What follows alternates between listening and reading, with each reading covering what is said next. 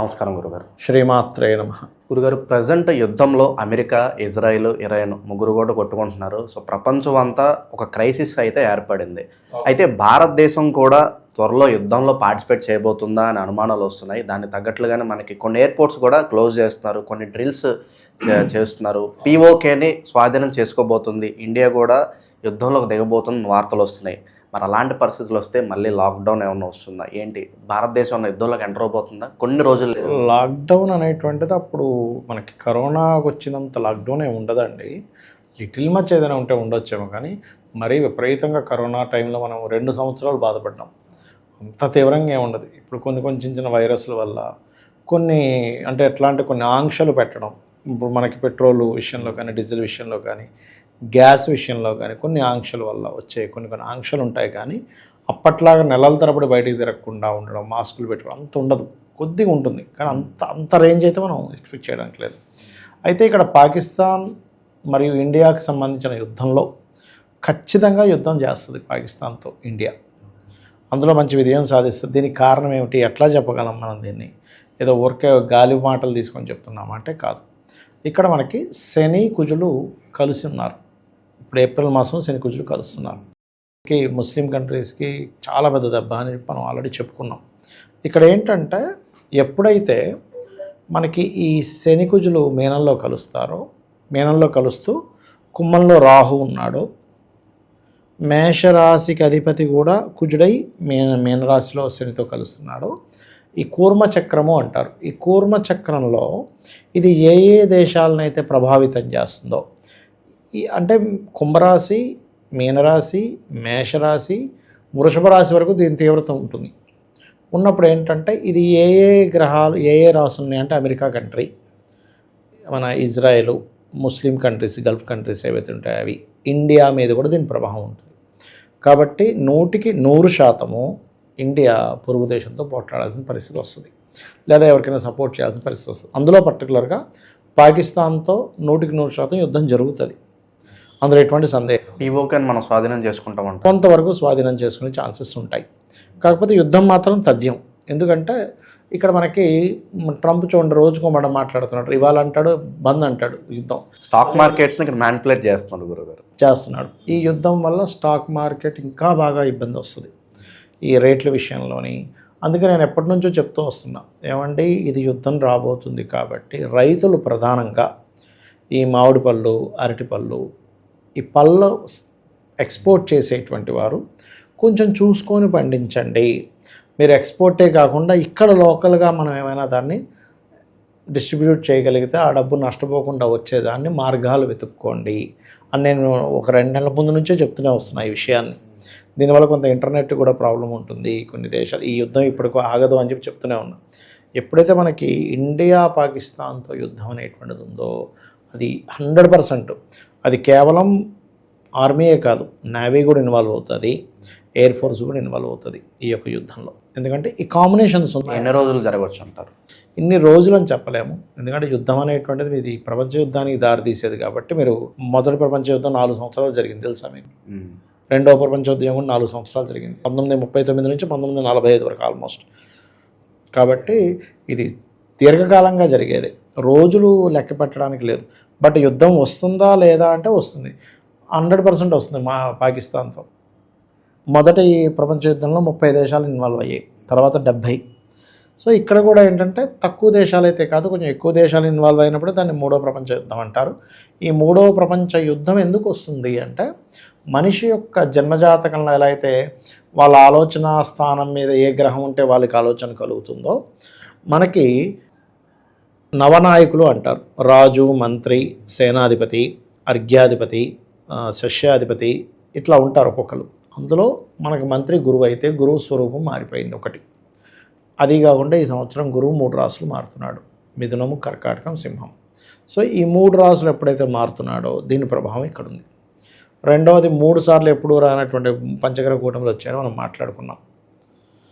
రెండవ విషయం ఏంటంటే పోయినసారి మారింది ఆ 3 రాసుల గురువు, ఈసారి మారుతుంది. ఇన్నిసార్లు మారినప్పుడు అది తీవ్రమైన జన నష్టాన్ని, తీవ్రమైన ఆస్తి నష్టాన్ని. ఆస్తి అంటే ఇప్పుడు మరి ఒక దేశంలో ఉండే మిసైల్స్ అన్నీ ఖర్చు అయిపోతుంటుంది, మరి ఆస్తి నష్టమేగా దేశాలకి. అంతే కదండి. ఒక్కొక్క దేశాల మీద వెళ్ళి వాళ్ళ ఎయిర్పోర్ట్లను ధ్వంసం చేయడము, లేకపోతే రాడార్లను ధ్వంసం చేయడం చేస్తూ ఉంటారు. మరి అవన్నీ ఆస్తి నష్టాలే కదా. అందుకని ఏంటంటే ఈ నష్టాలు దీంట్లో కొన్ని వేరే వేరే ఇతర జీవరాశులు కూడా నష్టం అని చెప్పారు శాస్త్రంలో. కాబట్టి ఇది మంత్రి కుజుడైనందుకు ఆలోచన విధానం ప్రతి దేశానికి కూడా గొడవ పెట్టేసుకుందాం, ఒక మిసైల్ వేసేద్దాం, లేకపోతే ఒక బాంబు వేసేద్దాం అనేది వైపే తీసుకెళ్తుంది. ఈ యుద్ధంలో ఖచ్చితంగా అణుబాంబు ప్రయోగం కూడా ఖచ్చితంగా జరగనుంది. నేను మీరు 2-3 నెలల నుంచి చెప్తూనే ఉన్నా ఈ మాట, జరగనుంది. అయితే మన క్వశ్చన్ ఇందులో అసలు ఖచ్చితంగా జరుగుతుందో జరగదా పాకిస్తాన్తో అంటే 100% జరగనుంది. ఇంకా అందులో డౌట్ ఏం లేదు. మనకేదన్నా లాస్ ఏమన్నా ఉంటుందా అంటే ఎలాంటి జాగ్రత్తలు? అంతా ఒకటండి, యుద్ధము అన్నాక ఎంతో కొంత లాస్ అనేది ఉంటుంది. అస్సలు లాస్లు ఉండకుండా ఎప్పుడూ ఉండదు. కానీ ఇక్కడ ఏంటంటే మనం ఈ ముస్లిం కంట్రీస్ మీద ఎక్కువ ప్రభావం ఉంది కాబట్టి పాకిస్తాన్కి ఎక్కువ నష్టం ఉంటుంది మనకంటే కూడా. మనం ఎంతో కొంత ఆర్థికంగా కొంత ఉన్నాం, వాళ్ళకి ఆర్థికంగా చాలా నష్టాల్లో ఉన్నారు. అసలు నన్ను అడిగితే వాళ్ళ యుద్ధం వైపు అసలు కాలు దొయ్యకూడదు. వాళ్ళు మేము యుద్ధంలోకి రామనుకోవాలి ఎప్పుడు కూడా. ఎందుకంటే ముందే ఇంట్లో డబ్బులు లేవు, నువ్వు పోయి ఆ డబ్బులు తీసుకెళ్ళి ఇంకోటి ఖర్చు పెడతా అంటే ఇంట్లో వాళ్ళు ఎంత బతుకుతారు కదా. కాబట్టి ఏంటంటే వీలైనంత మట్టుకు వాళ్ళు రాకపోతేనే మంచిది, వాళ్ళకి మంచిది. కానీ వస్తే మాత్రం వాళ్ళకి జరిగినంత నష్టం ఇంకెవరికి జరగదు. బీభత్సమైన నష్టం అయితే ఉంటుంది. గురుగారు, రీసెంట్గా అమెరికా వ్యాప్తంగా లక్షల్లో జనాలు ప్రొటెస్ట్ చేశారు ట్రంప్ మీద. సో తన పరిపాలన మీద ప్రొటెస్ట్ చేశారు. మరి అతని జాతకం ఏంటి? ఇంకెన్నాళ్ళు అతని వల్ల వరల్డ్ ఇబ్బంది పడుతుంది? ఆల్రెడీ మనం మొన్న చెప్పుకున్నాం కూడా, ట్రంప్కి బ్యాడ్ నేమ్ రాబోతుంది. ట్రంప్ ఆల్రెడీ వచ్చేసింది. 3-4 డేస్ బ్యాక్ కూడా చెప్పుకున్నామండి ఒక వీడియోలో. అదేంటంటే ట్రంప్కి అసలు ఇలాంటి వాడు అసలు ఇంకొకసారి రాకూడదు, వీడిని పొరపాటును కూడా తేకూడదు నాయన అనేటువంటి నేమ్ రావడం వేరండి. ఇప్పుడు కొంతమంది రాజకీయ నాయకులకి ఎలా అంటే ఏవో 1-2 సంఘటనలు ఒకసారి పోతే ఇంకోసారి తీసుకురావచ్చులే అని ఉంటుంది. కానీ అస్సలు ఇంకా వీడిని తీసుకురానే రాకూడదు అనేటువంటిది ఫస్ట్ టైం వచ్చినప్పుడు ఇంత గందరగోళం చేయలే. ఇదంతా కూడా ఏంటంటే మనం లాస్ట్ టైం చెప్పుకున్నాం కలిపురుషుడని.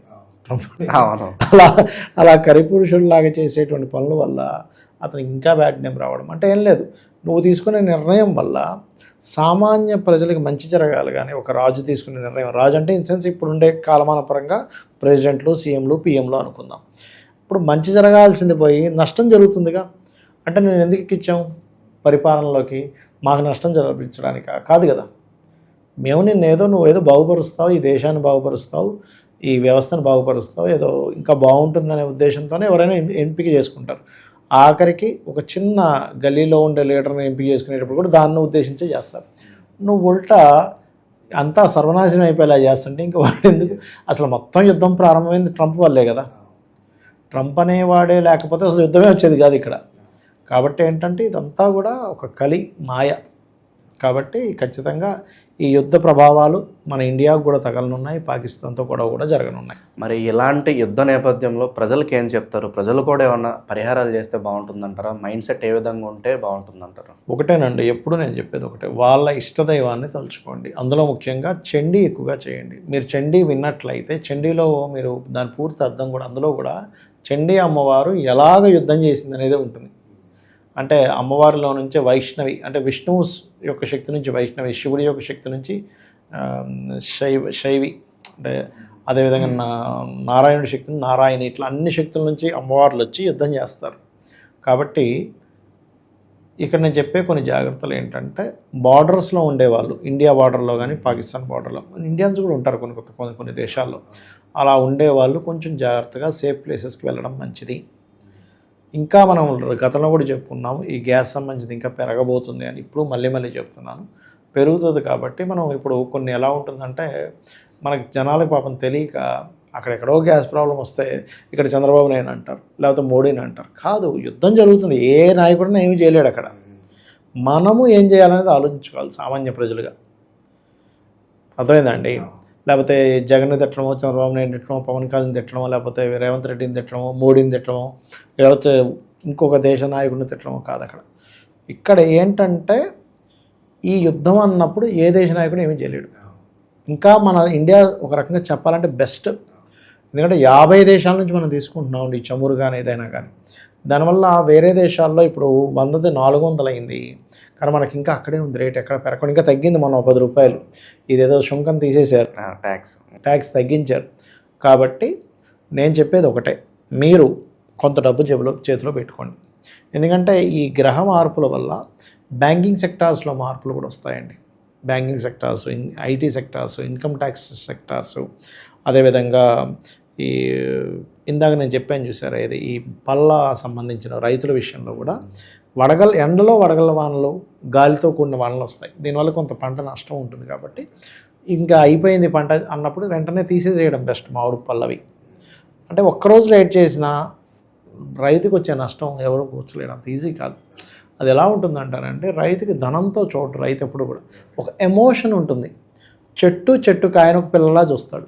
ఆ ఎమోషన్తో బాధపడతాడు. రైతు ఎందుకు ఆత్మహత్య చేసుకుంటాడంటే, అక్కడ ధన నష్టం జరిగినందుకు కాదు. ధన నష్టం కొంత ఉంటుంది, ఎఫెక్ట్ ఉండదని కాదు.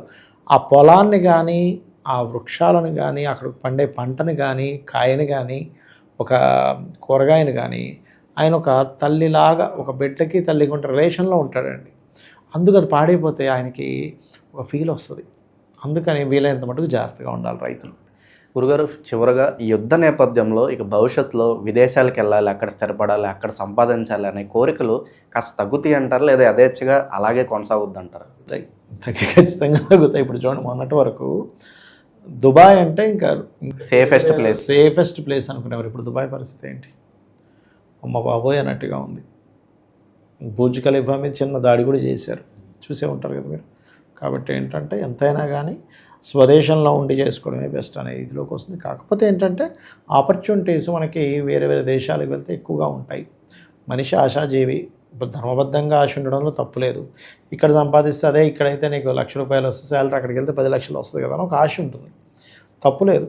కాకపోతే దీనివల్ల మాత్రం కొన్ని మార్పులు మాత్రం మీరు అన్నట్టుగా ఖచ్చితంగా ఆలోచన విధానంలో మార్పు అయితే వస్తుంది. మంచి విశ్లేషణ అందించారు. ధన్యవాదాలు గురుగారు. శ్రీమాత్రే నమః.